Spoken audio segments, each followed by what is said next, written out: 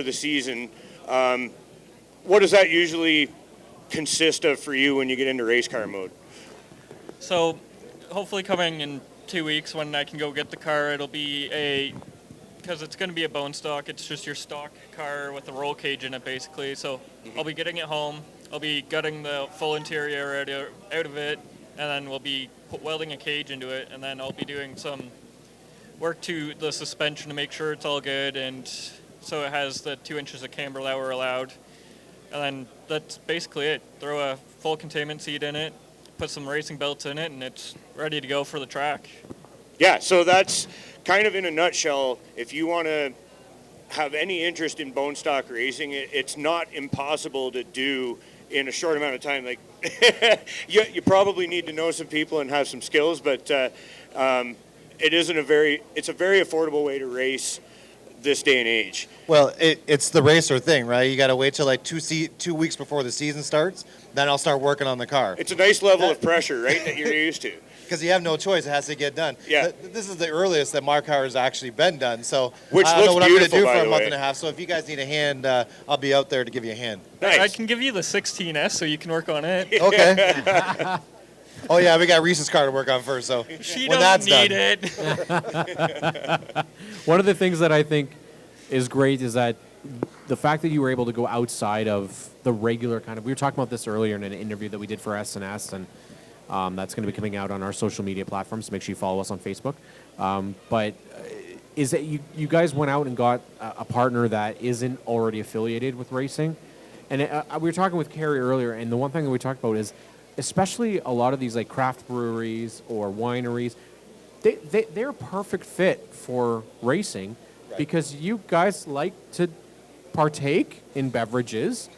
I mean, it's one of those things that you have to kind of go out and do. And you guys have all been able to get partners. Maybe, it's not the easiest. Still available opportunities, yeah. Still available opportunities. Yeah. I mean, it's a difficult thing to be able to do. But what is it that you have as a sales pitch for racing? Because it is a very difficult thing in 2026. Yeah, I think the biggest thing is showing value to the sponsor, right? Like, we're coming here this weekend, and it's the first time they've ever been in the show with auto racing. But I mean, by giving out some of these, for some wine tastings, they're likely gonna taste something they like, purchase that, So the passes get you in the door. But then you're gonna see the value once everyone comes in, and I think you have to show value to those sponsors that they're gonna get something for that sponsorship, and that's definitely what we've done.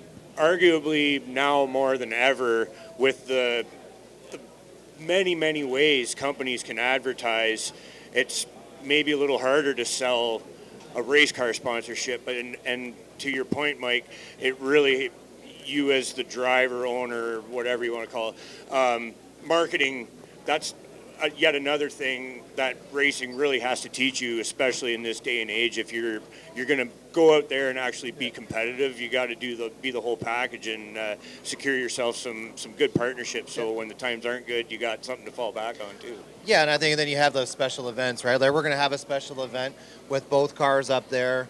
We'll probably get someone to cater. We'll get some photography, and have and make it like an outing and show the value to them that it's not just about asking somebody for money, because if you're going to ask somebody for money, I want some value for it, and that's what it's all about. The extra mile. Yes. I like that we're having this conversation right before Dave. I knew I was going to do it at least once before Dan Bailey. Shout out to Dave Bailey, but before Dan comes on, because that's actually the pitch that I've heard exactly from Dan, is that it has to be worth it. It's not just giving. You're not just giving away space on the car, and then they're not just going to give you money. Right. That's not how that works. No. It's not how it works. Even though people still think that way. I mean, I would love to walk around this show and just go, would you like to give me money? And see how many people actually do that. Right. But, it's not an easy thing. And especially when you have a rough season. So like Alex, your season ended, in the sky. You couldn't get through the whole interview without it ended in the up. sky, right? So that stuff is not free to fix. No, it is quite expensive. Luckily, like my car, it's kind of easy because it's just a Cobalt. I just have to go to a scrapyard and go get parts. But Mike Thompson, like a Mustang, trying to get parts for those aren't as easy as what getting Cobalt parts are, and at some point it's just going to be impossible to find parts because we're going to use all of them, And this guy usually keeps enough parts to build a whole other car in his truck. And if he does, this guy will not load that car until it is rolling and under its own power, if at all possible. Yeah, So I don't know if we want to phrase it as that car is rolling. We don't need any more air activities. rolling on its wheels as intended. It's not flying anyways. We've had team meetings already. We've already grounded the pilot for the season. He can't fly, and but he's a hell of a good teammate to have. Because honest to God, this guy he will not load that car until it's ready to run again. So I lucked out for sure. it's just a lot easier to drive the car on the trailer than it is trying to get the tow truck to I love your mentality. tow the car onto the trailer. So if I can get it to drive on the trailer, it's a lot easier to drive it in the shop to work on it. So if it's driving, that's good enough, and then I can fix it properly throughout the week. So. Absolutely. Well, you know what? We really appreciate both you guys Yeah. swapping. Well, you weren't even on the schedule today, but we appreciate you coming on and chatting with us. And Mike, best of luck for you guys both this year. And I guess I'll say Graydon as well, because Graydon's going to be driving Team for 16, you. eh, boys? For Team 16. 3 16s and then me. But thank you guys. Except for 116 has to get a little bit of orange on it this year. Oh, okay. Well, there we go. Thank you, guys. All right, thank you. Thanks, Mike. All right, we'll bring on Dan Bailey from Epic, who's going to join Graydon and I.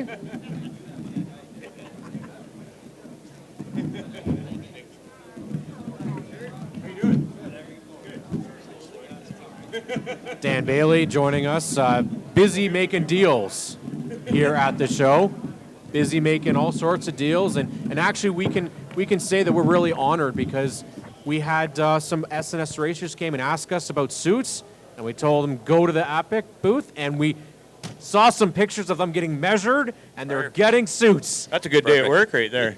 Yeah, it is. It's been awesome. This show has been very, very good this year. Good. We've worked out with partners like yourselves and other partners.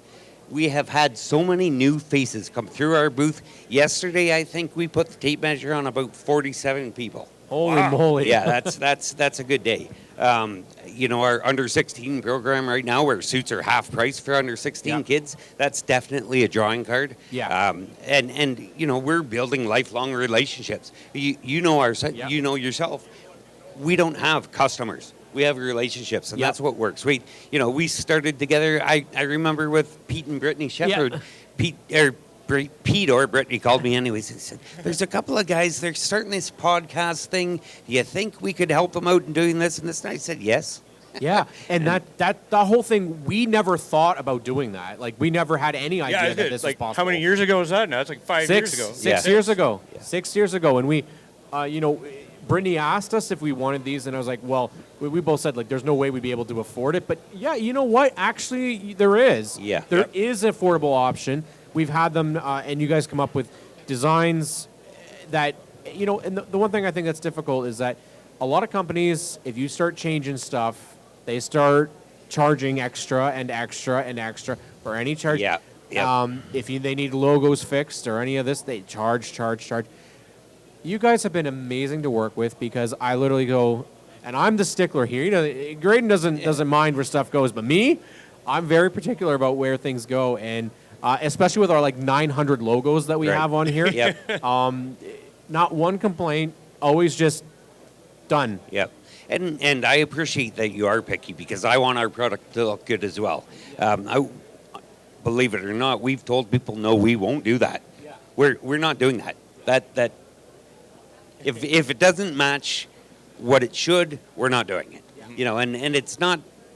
They usually understand. We tweak it to work. But no, I appreciate the attention to detail, and I don't mind giving that service. That's something that I have, and I'm able to give it. It doesn't cost me time, but I can do that for you. You know what I mean? And the all-in-one pricing, I think that's the way to go. You know what you're buying. When somebody says something is X amount of dollars, that's the number you're thinking you pay. it shouldn't be X plus plus plus plus plus. You know, so we try to treat everybody as we'd be treated. We want to be treated. And there's options, right? Like we've talked about this before. If racers want to do their products through you, you have options for also selling their stuff through an online store. Yep. You have options for crew shirts, and there's always deals that you guys put out there as well. Yeah, we're on the fly. I'm the owner. I can do what I want when I want, if I want or not. It's totally up to me, right? We came up with ideas on the way here and implement them. That's just the way it is. If it's going to work, or if somebody says, "Hey, why didn't you do this?" and I like it, it's in effect. Guys making faces as they go by. We make faces He's back. making faces because we're on TrackTune Live, Yeah. right? Yep. Right on the TrackTune app. Make sure you download it for all your racing needs this year. Yep. Chuck good for plug. him. Good guy for sure. We wanted to make sure that we got it on the plug on there for Chuck because Yes. he deserves it. It's a great app. I also I tell you guys, TrackTune every week you can listen to it on the way to the track. If you're not going to the track, all weekend long.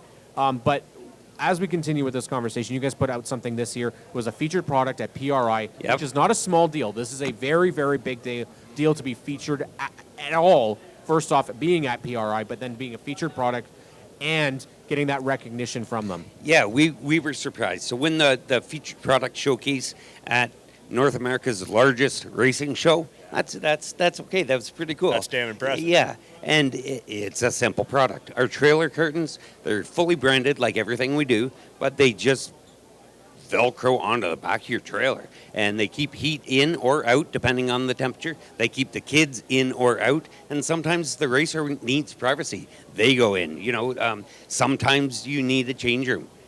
Like I said to Graydon before, you know, hockey players, we don't care. We'll get dressed anywhere. But